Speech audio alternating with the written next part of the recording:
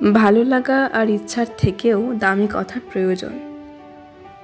আমি একজন মনোবিদের কাছ থেকে শুনেছিলাম এই কথাটা, আর তা মন ছুঁয়ে গেল একেবারে।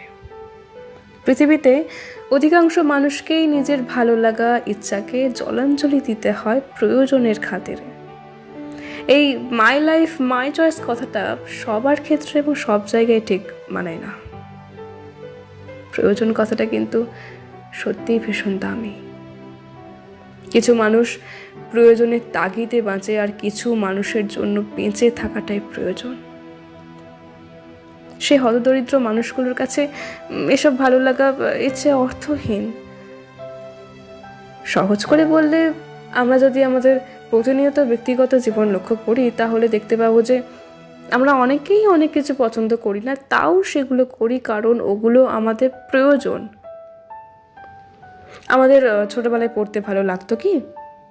লাগতো না, তবুও তো পড়তাম, কারণ ওটা আমাদের প্রয়োজন। আমরা মনে করি আমাদের ভালো লাগার জিনিস যদি পেতাম আর প্রত্যেকটা ইচ্ছে যদি পূরণ হতো, তাহলে জীবনটাই বদলে যেত।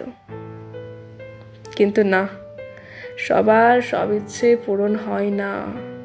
এই কথাটা আফসোস করা কিংবা নিজেকে সান্ত্বনা দেওয়া নয়, এটাই হলো ম্যাচিওরিটি।